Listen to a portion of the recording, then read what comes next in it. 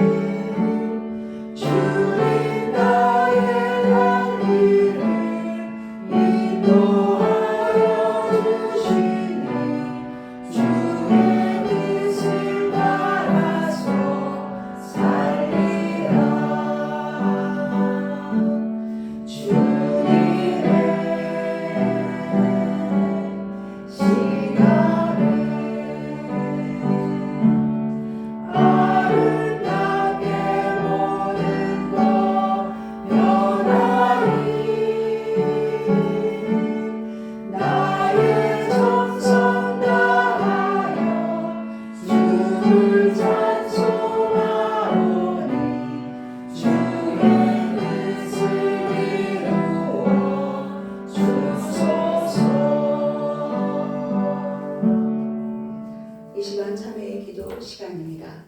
지난 한 주간 삶을 돌아보며 하나님께 지은 모든 죄에 대해 참회 기도 하시겠습니다.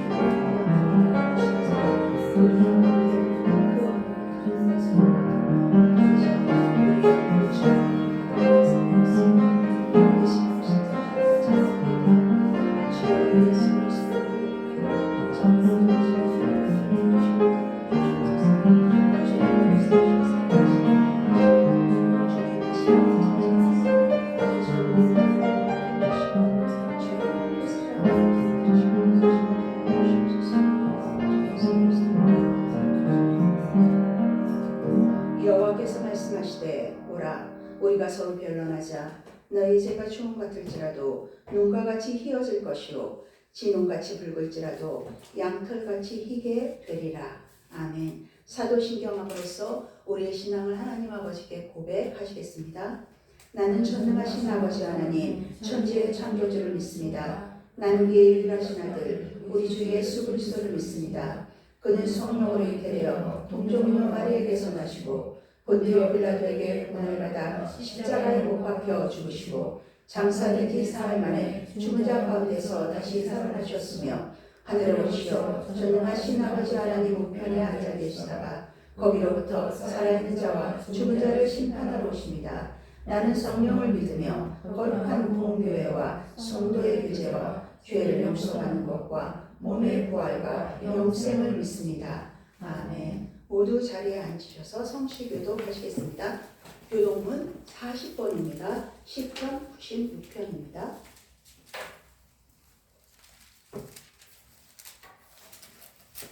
교동문 40번 교독하시겠습니다. 새 노래로 여호와께 노래하라. 온 땅이여 여호와께 노래할지어다. 여호와께 노래하여 그 이름을 송축하며 그의 구원을 날마다 전파할지어다. 그의 영광을 백성들 가운데 그의 기이한 행적을 만민 가운데 선포할지어다. 만국의 모든 신들은 우상들이지만 여호와께서는 하늘을 지으셨습니다. 존귀와 위엄이 그의 앞에 있으며 능력과 아름다움이 그의 성소에 있도다. 아름답고 거룩한 것으로 여호와께 예배할지어다. 온 땅이여 그 앞에서 떨지어다. 하늘을 기뻐하고 땅은 즐거워하며 바다와 거기에 충만한 것이 외치고 바다가 그 가운데 있는 모든 것은 즐거워할지어다. 그때 숲의 모든 나무들이 여호와 앞에서 즐거이 노래하리니 그가 임하시되 땅을 심판하러 임하실 것이다. 그가 의로 세계를 심판하시며 그의 진실하심으로 백성을 심판하시리로다. 아멘.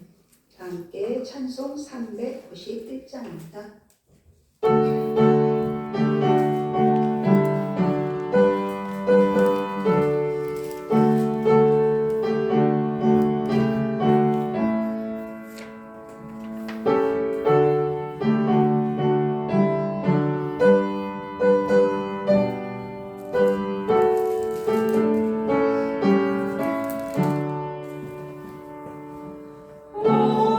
오라 구세주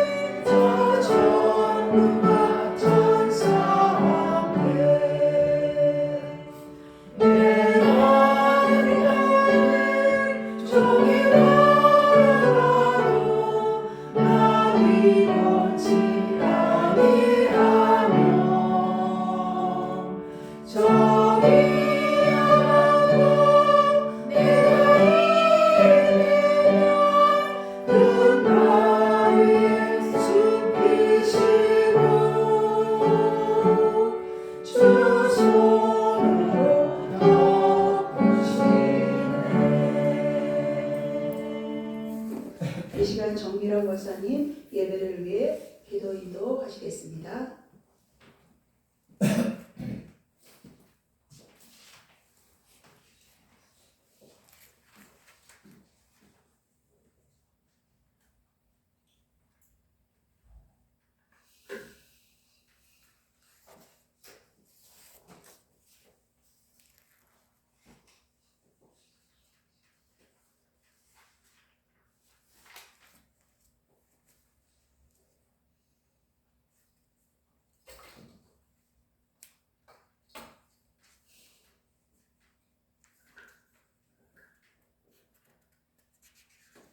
임마누엘 하나님 아버지, 2026년 새해를 맞이할 수 있도록 인도하심을 감사드립니다.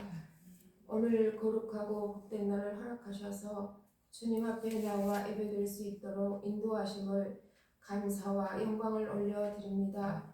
이 시간 저희의 마음과 뜻과 정성을 다하여 신령과 진정으로 예배드리기를 원하옵나이다.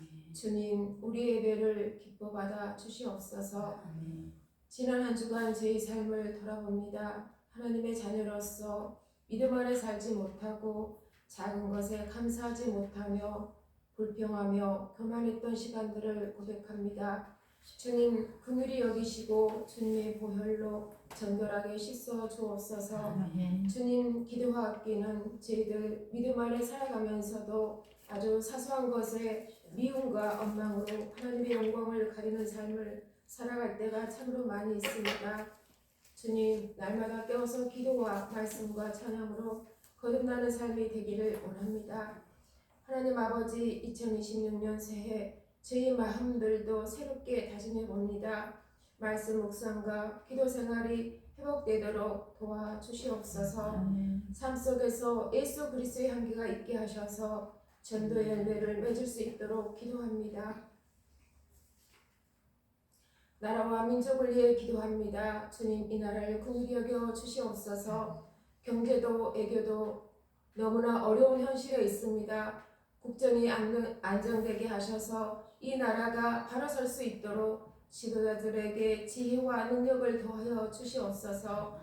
성목교회에 기도합니다. 성도 한 사람 한 사람이 교회의 지체로서 자신의 역할을 기쁘게 감당하며 서로를 배려하며 섬김으로 세워주는 사랑의 공동체가 되게 하옵소서. 그리하여 이 빈자리도 채워지는 역사가 있게 하시옵소서. 주님, 최은수 목사님, 최명수 목사님 영문간에 강건함을 주시옵고 성목교를 이끌어 나가실 때 어려움도 많으실 텐데 힘 주시고 능력 주셔서 잘 감당하실 수 있도록 지켜 주시옵소서. 이 시간 말씀을 전하실 최명수 목사님 강건께 붙잡아 주셔서 준비하신 말씀 잘 선포하게 하시옵고 말씀을 듣는 저희는 마음을 열어 심령 속에 심어지는 말씀이 되게 하옵소서. 이 시간 은혜 충만케 채워 주옵소서. 예수 그리스도 이름으로 기도드립니다. 아멘.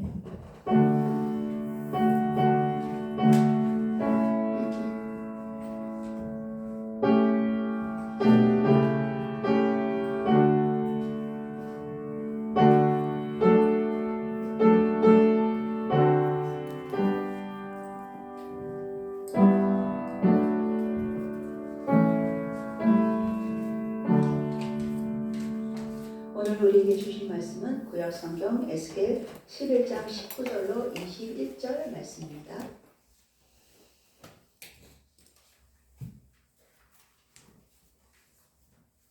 (11장 19절로 21절) 말씀 교독하시겠습니다.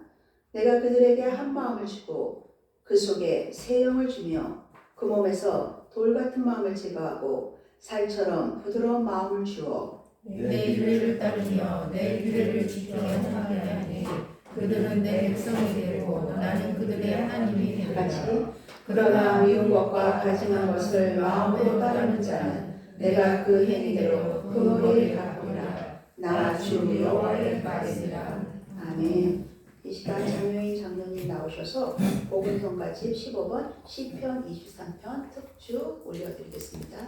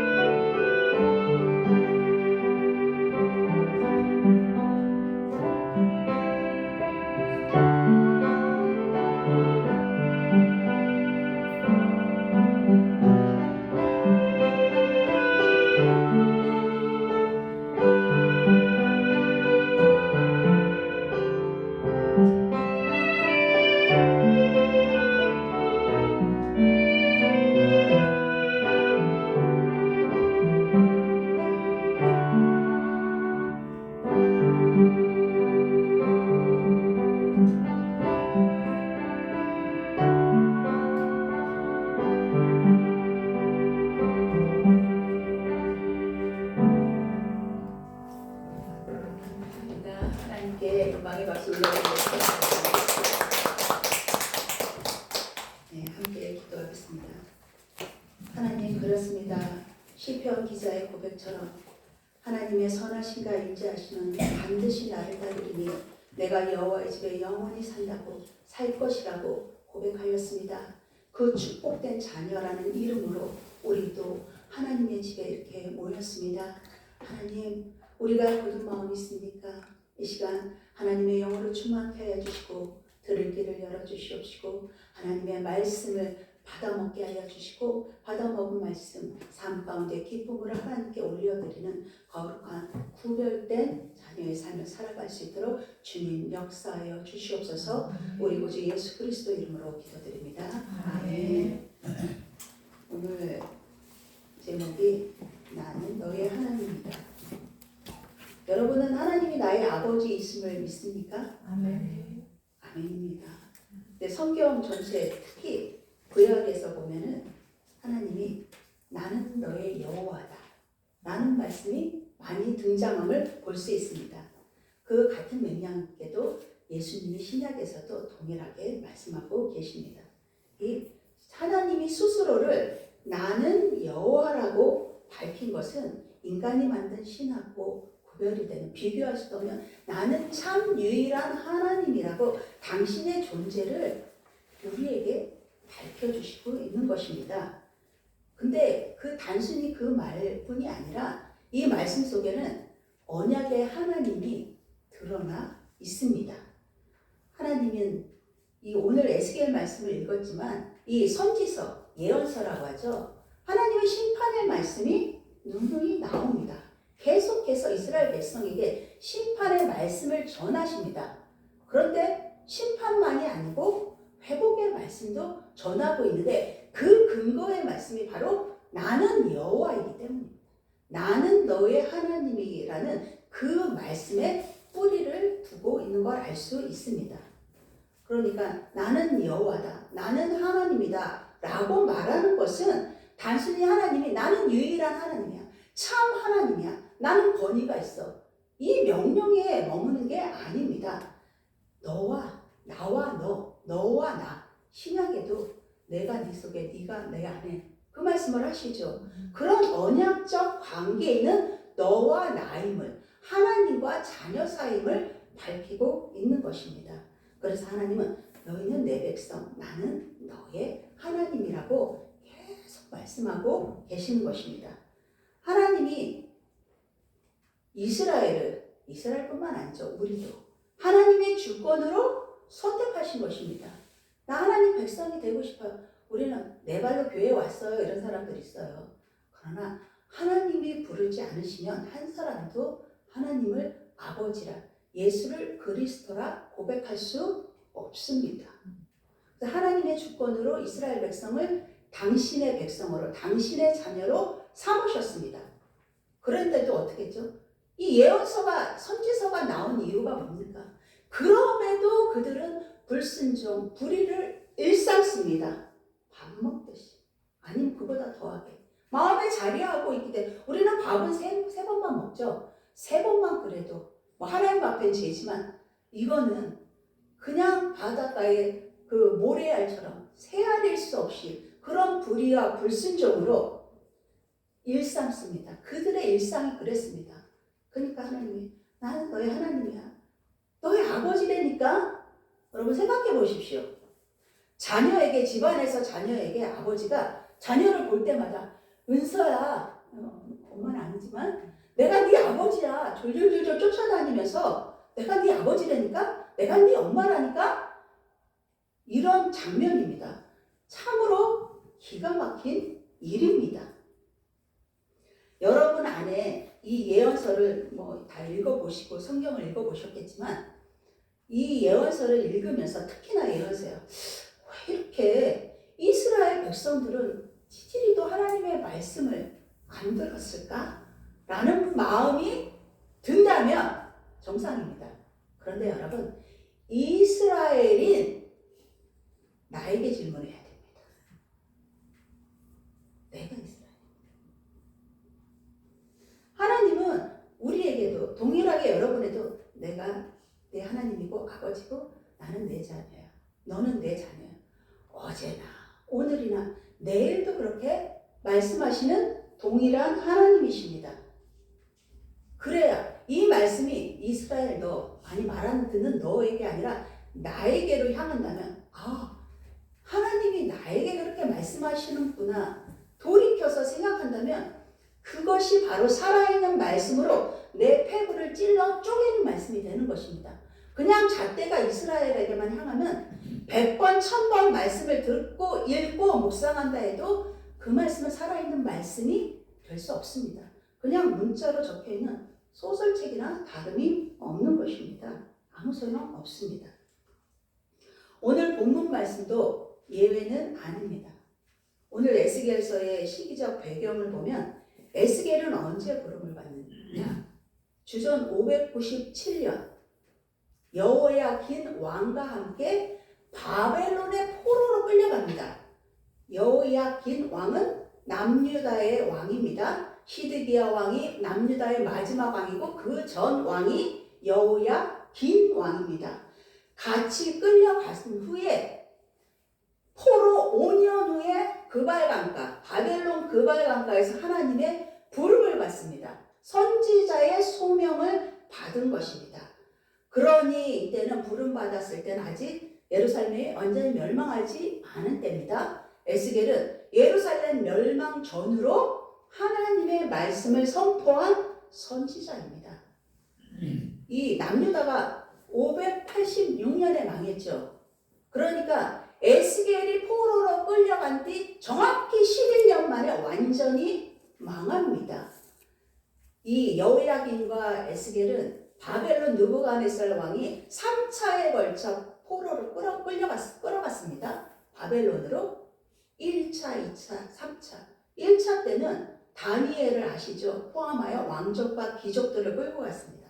2차 때는 여호야긴, 에스겔, 그리고 1만 명의 군사, 그리고 기술자들을 전문직이죠. 끌고 갔어요. 3차 때는 남유다의 마지막 왕, 시드기야 왕하고 왕자들, 그리고 거의 모든 유대인들을 끌고 갔습니다. 그럼 예루살렘 아무도 없느냐? 아닙니다. 노인과 힘이 없는 사람은 남아 있었습니다. 그러니까 자기들의 유익이 되는 사람들을 끌고 간 것입니다. 그렇기 때문에 딱 11년 만에 예루살렘은 완전히 멸망해갖고 에스겔을 불렀을 때는 아직 완전히 멸망하지 않은 때입니다. 북이스라엘은 먼저 망했죠. 729년에. 에스겔은 선지자로 부름받아서 유다의 죄를 선포합니다. 그리고 예루살렘의 멸망과 심판을 선포합니다. 그리고 주변 나라들에 대한 심판을 예고하고 있습니다. 예언합니다. 주변 나라들, 모압, 암몬, 두로, 에돔, 블레셋, 애굽 이런 나라들의 멸망을 선포한 장면이 계속 나오고 있습니다. 그러나 여러분, 심판을 선포했어. 멸망한데 그것에 멈추지 않습니다. 그것이 끝이 아닙니다. 궁극적으로 하나님은 심판을 선포하시지만 하나님이 너희 죄지었어. 벌 받아야 돼. 죽어야 돼. 멸망해야 돼. 이렇게 끝나는 하나님이라면은 정말 무자비한 하나님이고 무서운 하나님으로만 남겨 있을 것입니다. 그러나 하나님은 그 속에도 그 심판을 선포한 그 가운데서도 포로지에서 이 에스겔을 부른 이유가 바로 이것입니다. 너희는 포로로 끌려갔지만 이스라엘의 회복을 말씀하십니다. 그리고 새 성전과 새 언약을 말씀을 주시며 소망의 하나님을 선포하는 것이 궁극적인 목적이지 심판과 멸망을 선포하는 게 그 목적이 아니라는 것입니다. 회복으로 하나님은 부르시고 계십니다. 오늘 본문 11장은 예루살렘 그 바벨론 그발강가에서 불렀기 때문에 바벨론에서 하나님이 그 영의 충만함으로 예루살렘의 그 성전의 환상을 보여주시는 것입니다. 그 가운데 주어진 메시지입니다. 당시 어떤 메시지였냐? 1장부터 쭉 그 메시지지만 특히 11장에 보면 당시 유대 지도자들, 유다 지도자들은 하나님의 율법이 곧 뭔가요? 모세의 율법입니다. 이 토라가 모세의 오경이거든요. 창세기, 출애굽기, 레위기, 민수기, 신명기입니다. 그 전체 율법을 말합니다. 10계명을 포함한 율법이 613가지가 있다고 합니다. 그 계명을 말하는 겁니다. 이거를 딱 보면서 안 지켰어? 몇 개는 지켰는데 몇 개는 안 지켰는데 이 개수를 말하는 게 아닙니다. 하나님의 명령, 하나님이 주신 그 계명에도 불구하고 그들은 하나님의 율법을 버렸습니다. 버리고 이방인의 율법, 풍습을 따르는 불의와 불순종으로 특히 백성들을 지도자들이 미혹시키고 잘못된 길로 인도하는 그것을 책망하고 있습니다. 당시 바벨론 포로 초기입니다. 예루살렘 아직 멸망하지 않았다고 했습니다. 그런데 이미 하나님의 선포된 말씀을 통해서 그 전 이사야서도 그렇고 대선지서들 있잖아요. 예레미야도 그렇고 다니엘서도 있고 내부적으로는 이미 부패, 썩을 대로 썩어 있는 것입니다. 불의와 불순종, 부패가 만연해 있었습니다. 정치적으로 유다 지도자들은 바벨론의 압박 속에서도 그 현실을 외면한 거예요. 그때라도 하나님은 깨닫고 돌이킬 기회를 주시는데 완전히 외면하고 예루살렘은 안전하다고 백성들을 잘못된 길로 인도하고 잘못된 확신을 백성들에게 심어주고 있습니다. 예레미야도 제가 그 전에 설교한 적이 있는데 6장 14절에 많은 거짓 선지자들이 평안하다 평안하다 하고 그 평안함을 선포해서 잘못된 안도감을 준 그런 내용도 있었습니다. 11장 1절을 함께 보겠습니다. 11장 1절에 어떤 장면이 나오냐면 성전 동문이 나옵니다. 동문에 25명의 고관들이 나옵니다. 고관들은 누구냐? 지도자들입니다. 특별히 이름 두 사람이 나오는데 야하사냐, 블라랴가 나옵니다. 이들이 불의와 악한 꾀를 꾸미고 있습니다. 그들이 뭐라고 말하고 있을까요? 우리 3절 말씀 함께 읽겠습니다. 시작. 그들의 말이 집 건축할 때가 가깝지 아니한즉 이 성은 가마가 되고 우리는 고기가 된다 하나니. 아멘. 여러분 이 말씀 중에 집 건축할 때가 가깝지 않았다. 우리 새로 지으면 기둥 세우고 집을 건축하잖아요. 좋은 의미인 것 같아요. 집을 새로 건축해? 그 말씀이 아닙니다. 유다 지도자들이 하는 말입니다. 그들은 아직 전쟁이 임박하지 않았다고 거짓 주장을 하고 있는 것입니다. 그리고 이 성읍은 가마다라고 말하는 것은 무슨 말이냐? 예루살렘은 안전한 보호막이라고 백성들에게 얘기하고 있는 겁니다. 그리고 더불어 이해할 수 없죠. 우리는 고기가 된다. 무슨 말이냐? 자신들이 그 가마는 뭐라고 그랬죠? 예루살렘입니다. 예루살렘 안에 그 가마 속에 들어있는 고기이기 때문에 우리는 안전해. 그것을 주장하고 있는 것입니다. 즉 예루살렘에 있는 우리는 안전해. 안심해도 돼. 라고 하나님의 심판은 이미 내려졌습니다. 그런데 그것을 외면하는 교만을 보이고 있습니다. 하나님의 말씀을 외면하고 거역하는 것입니다. 의도적으로 여러분 더 악한 것은 이들은 의도적으로 안 듣는 것입니다. 예루살렘 성벽과 성전이 있으니 하나님이 지켜주실 것이라는 자기 기만적 확신입니다. 하나님이 가장 싫어하는 것은 교만입니다. 이 말은 곧 뭐냐? 자기 신념입니다. 자기가 믿고 싶은 하나님을 세워놓은 겁니다. 나는 이런 하나님이면 믿을 거야. 예루살렘 성 안에서 우리를 지켜주신 그 하나님이어야 하나님이지 않아? 내게 복을 주신, 바라는 대로 복 주시고 내가 원하는 거 다 주는 게 하나님 아니야? 자기 신념입니다. 이거는 하나님을 믿는 게 아니라는 것입니다. 그 하나님을 이들은 굳게 믿고 있는 것입니다. 그런데 그들의 실제 상황은 어떠했을까요? 예루살렘은 이미 죄악으로 가득했고 바벨론의 위협은 현실입니다. 앞으로 올 거야가 아니라 현실입니다. 하나님은 그들의 말이 거짓임을 드러내며 8절에 뭐라고 했냐? 이렇게 백성을 호도하고 불의와 불순종한 그들이 안전하다 괜찮다 말하는 그들을 향해서 뭐라고 하냐? 8절에 보면 오히려 성 밖에서 칼에 죽임을 당할 것이라 경고합니다. 그 성벽과 성전 안에 있어도 너희는 안전하지 않아 라고 말합니다. 그들이 말하는 말을 어떻게 말씀하시냐, 에스겔 26장에 보면 고관들의 속임수를 뭐라고 말씀하시냐면 피를 흘린 성읍이요 예루살렘이요 그 말입니다. 그리고 그들이 가마는 안전하다고 했잖아요. 녹슨 가마 예루살렘이라고 말씀하십니다. 그들은 초록성 같은 이 성읍은 가마라 굳게 믿고 있었지만 하나님은 녹슨 가마 예루살렘이라 하십니다. 예루살렘이 너희를 보호해 주지는 않는다는 것입니다. 그들이 그렇게 믿고 있던 예루살렘의 참 모습이 그렇습니다. 여러분 자신 안에도 이쯤이 돼야 나를 보호해 주지 않을까 하는 예루살렘이 있지는 않습니까?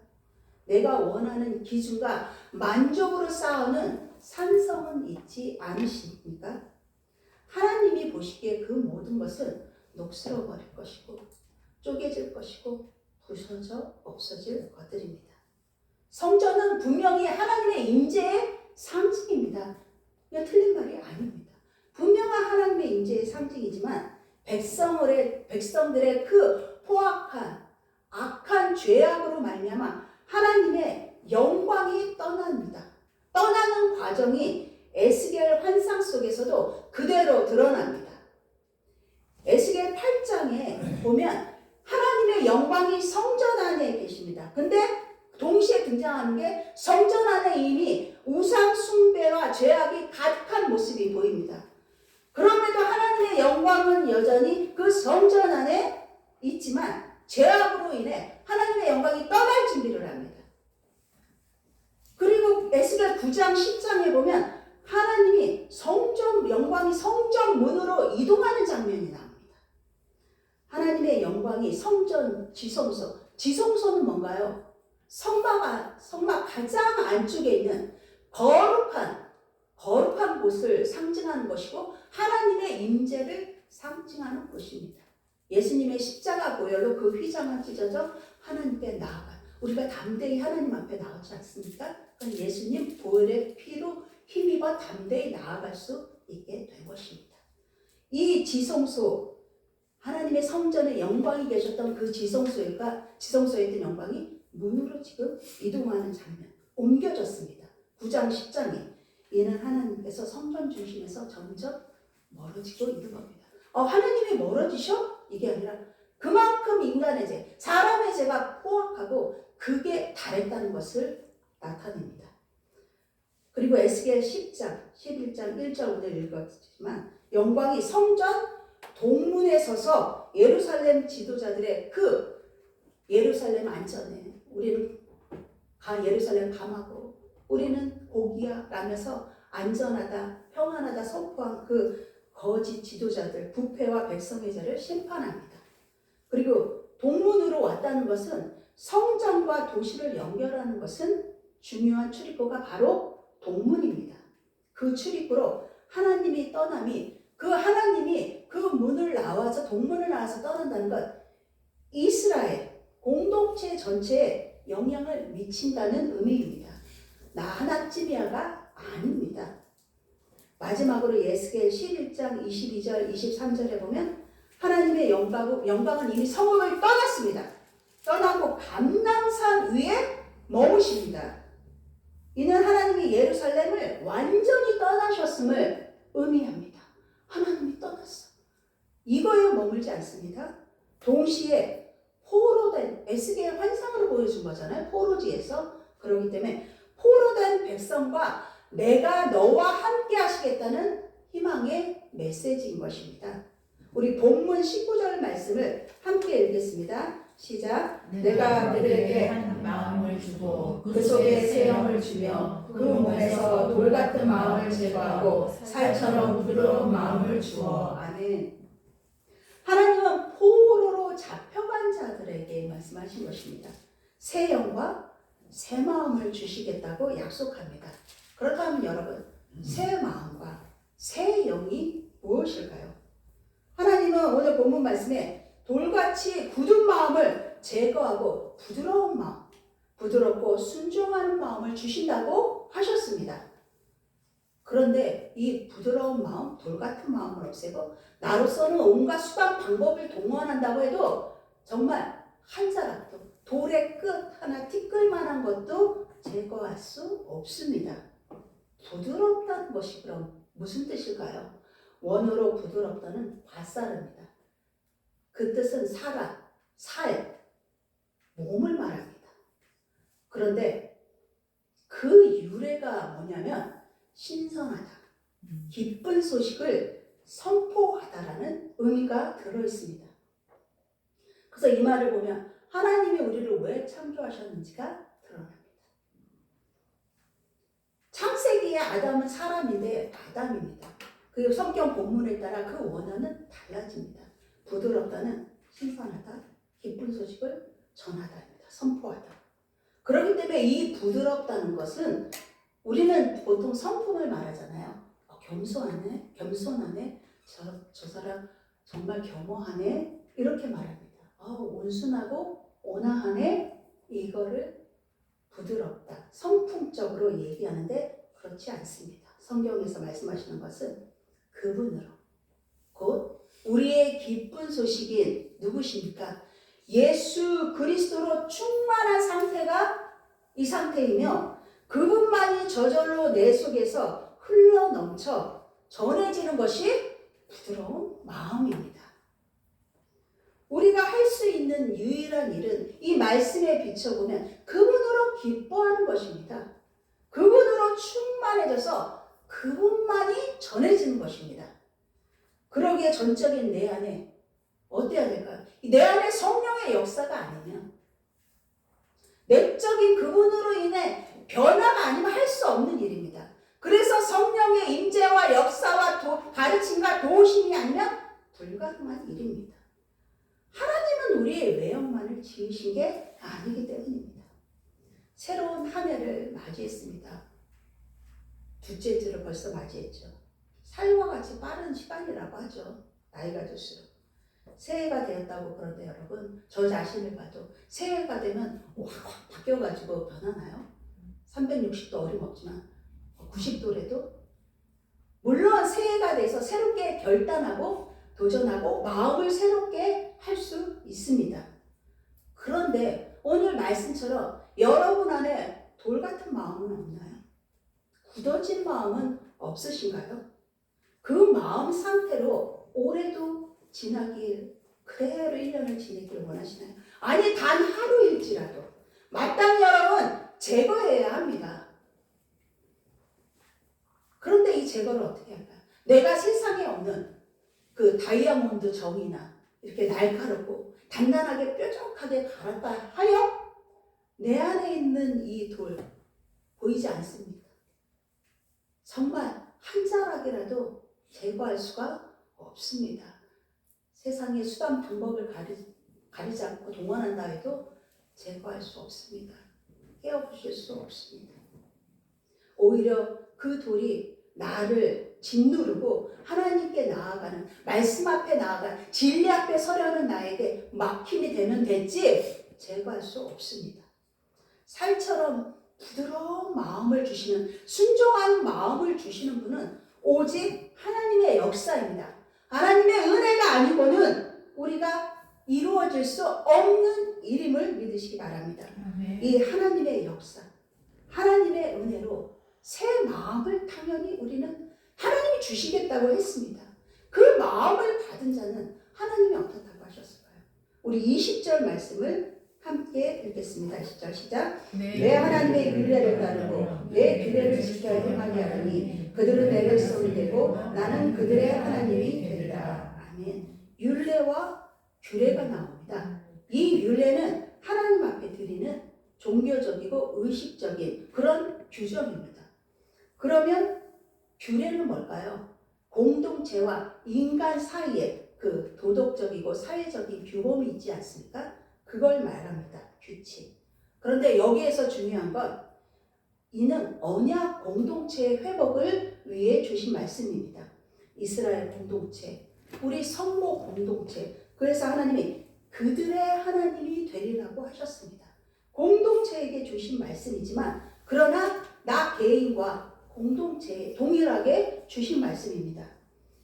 지켜 행하는 자는 내 백성이요 내가 그들의 하나님이 되겠다고 하셨습니다. 이거는 하나님이 약속하신 말씀입니다. 인간이 한 말이 아닙니다.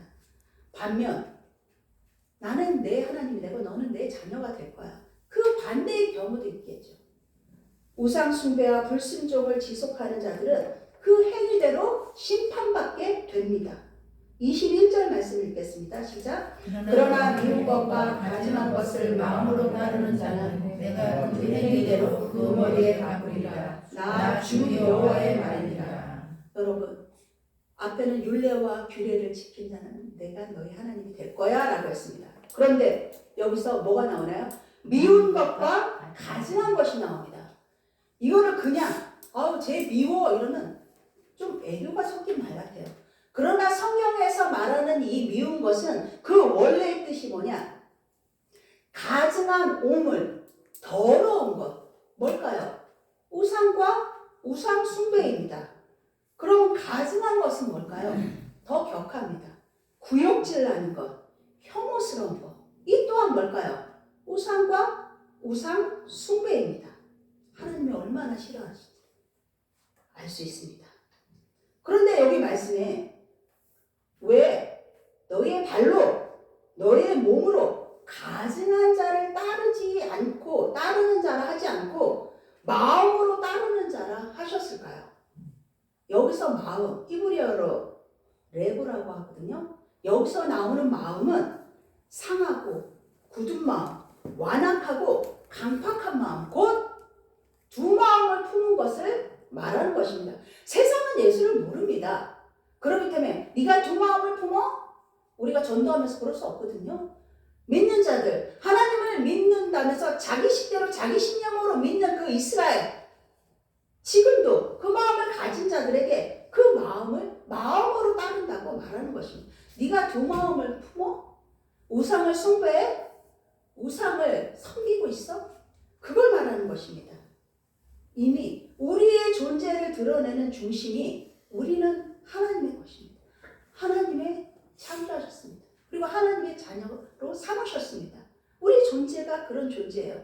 그런데 중심이 하나님을 이미 떠났다는 걸 말합니다. 마음이 떠나면 몸은 그런 척 할 수 있지만 하나님이 아십니다. 하나님을 속일 수 있습니까? 그럴 수 없습니다. 이미 하나님을 버린 것입니다. 떠난 것입니다. 믿음이 없는 것입니다. 하나님은 반드시 나의 행위대로 갚으시는 분이라고 말씀하셨습니다. 우리의 습관, 행동, 태도 모두 기억하시는 하나님입니다. 보고 계십니다. 그래서 하나님 앞에서 우리는 행해야 한다는 것입니다. 나의 삶의 여정, 내가 은밀한 곳에 나 혼자 뭔가를 했어요? 마음을 품었어요? 하나님 다 아시고 계십니다. 그래서 우리는 하나님을 경외한다는 것, 하나님을 경외하면 두려워하는 마음을 가져야 한다고 하는 것입니다. 예루살렘 지도자들은 우리는 안전하다, 잘못된 확신에 빠져 있습니다. 안전하고 싶은 거죠. 애써. 오늘날에도 신앙을 이 형식적으로 유지하거나 현실을 외면하는 태도는 동일한 위험을 낳을 수 있습니다. 우리도 그런 위험에 늘 내포되어 있습니다.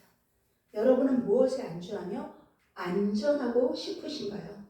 저와 여러분의 참된 평안은 하나님과의 올바른 관계 속에서만 주어지는 것입니다.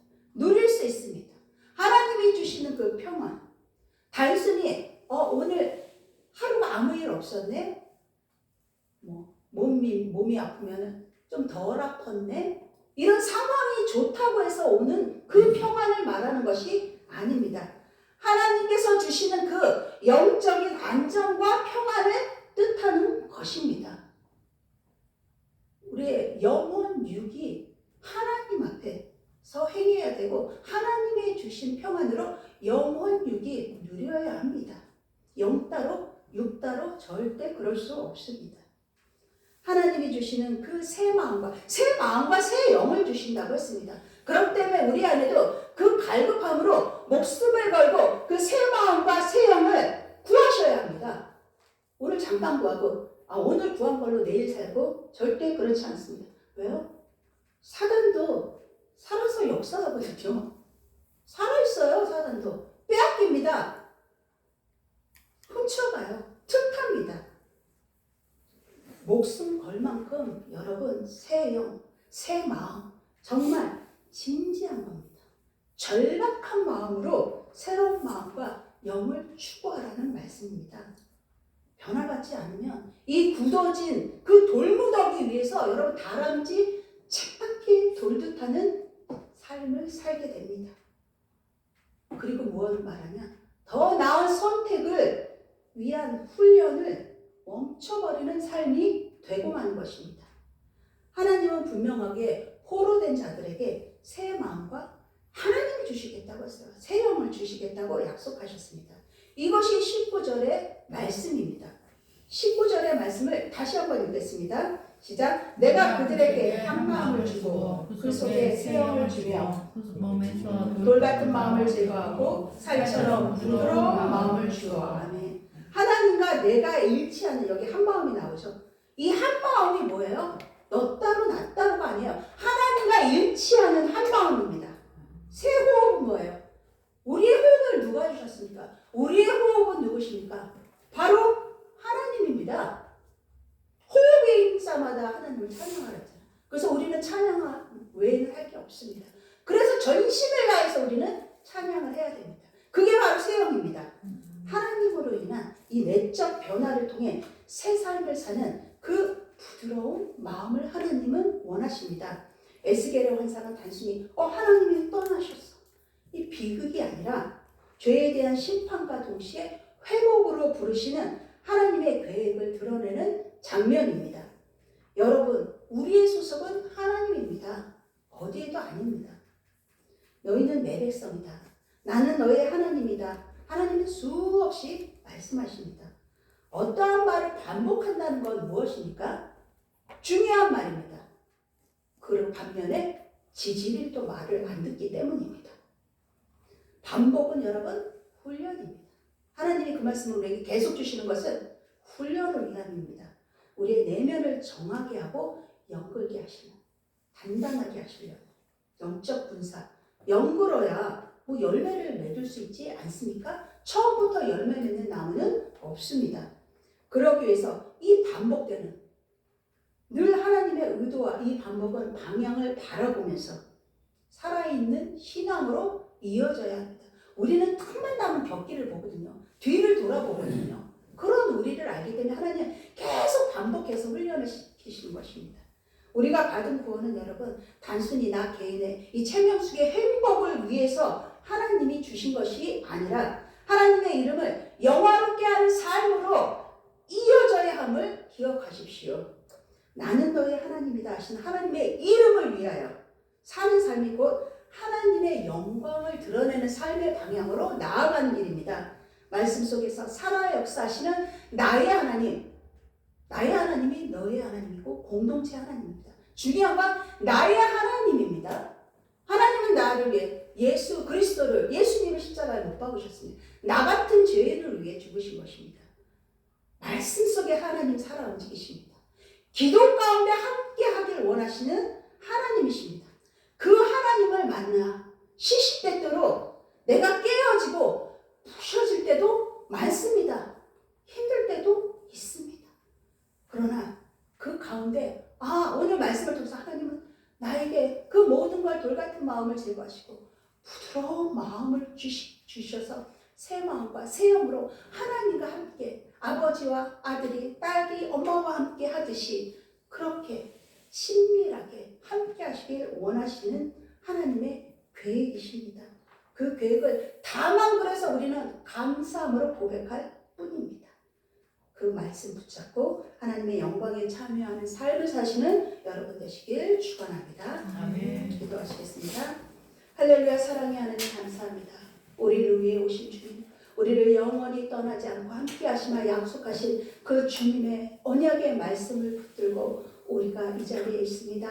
하나님, 우리가 이 자리에 있는 건 거저 있는 것이 아닙니다.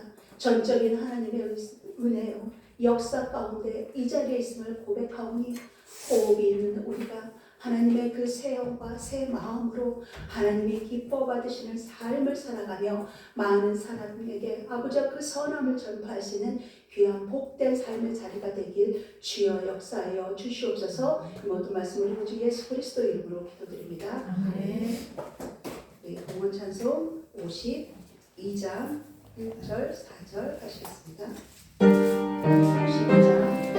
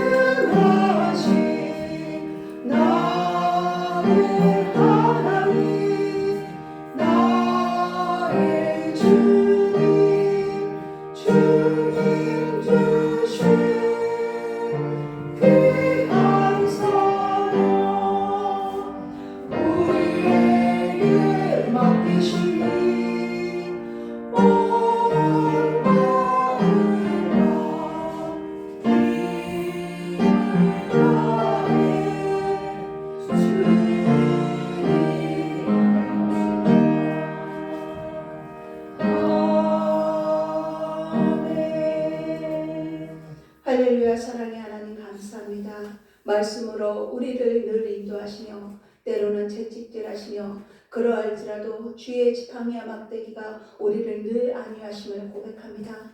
하나님이 계심으로 우리가 숨을 쉬며 이 시간도 예배드리며 살아가고 있음을 고백합니다. 생명의 주인 되신 주님의 이름을 영화롭게 하는 그 삶을 살아갈 수 있도록 성령 하나님 날마다 우리를 깨우쳐 주시고 주의 길로 인도하여 주시옵소서.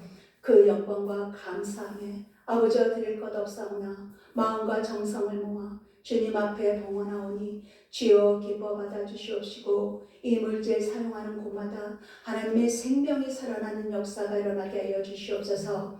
이 자리에 있지 않은 아버지와 주의 자녀들의 이름을 기억하시는 주님, 그들이 무슨 일을 하든지 누구를 만나든지 어떤 일을 하든지 하나님 앞에서 하나님 안에서 하나님이 지켜주시고 보호해 주심을 아버지여 기억하게 하여 주셔서 생명의 끈을 놓지 않고 아버지여 어느 순간 어느 때 함께 모여 하나님을 찬양하며 예배하는 시간이 올 수 있도록 주님 역사하여 주시옵소서. 그들의 생업을 책임져 주시고 그들의 건강과 주여 그 모든 하는 일 위에 함께하여 주셔서 하나님께 의뢰하게 하여 주시옵시고 다만 그 마음의 중심이 임마누엘 하나님과 함께 동행하게 하여 주시옵소서. 이 모든 말씀 우리 구주 예수 그리스도 이름으로 기도드립니다. 아멘. 오늘 교회 강구는 날마다 기도하고 말씀으로 깨어 있으시길 바랍니다. 돕는 교회를 위해서 항상 함께 단 1분이라도 몇 초라도 이름을 부르면 그 입 밖에 낸 그 말이 또 능력이 있거든요. 하나님이 들으시니까 함께 또 전도해야 할 대상들 영혼들을 품고 기도하시기 바랍니다.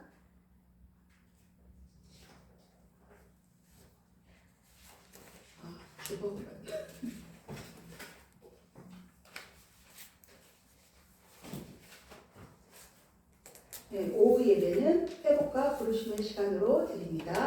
오늘 예배 후 점심 식사 후에 죄식회로 모입니다.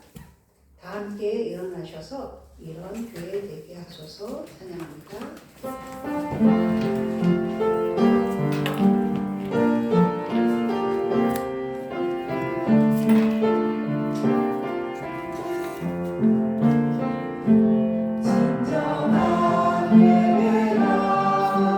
숨쉬는 교회 주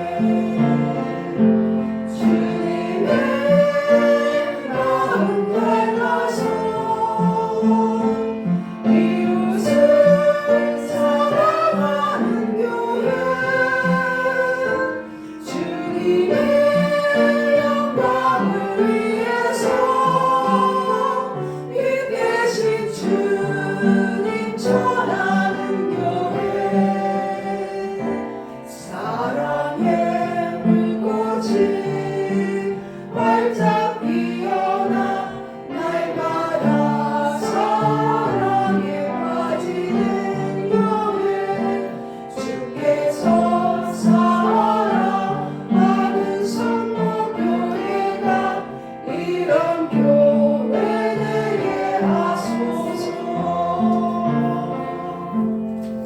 이제는 우리 주 예수 그리스도의 은혜와 하나님의 사랑과 성령의 내주 교통하심이 하나님의 영광만을 위해서 주의 이름의 영화로움을 위해서 날마다 말씀 붙들고 그 말씀으로 기도하며 삶을 구별되이 올려드리길 원하는 머리 숙인 주님의 자녀들 위해와 이 나라 이 땅의 교회들을 위해와 이 나라 이 민족 위해 영원토록 함께 하시기를 간절히 축원하옵나이다. 아멘.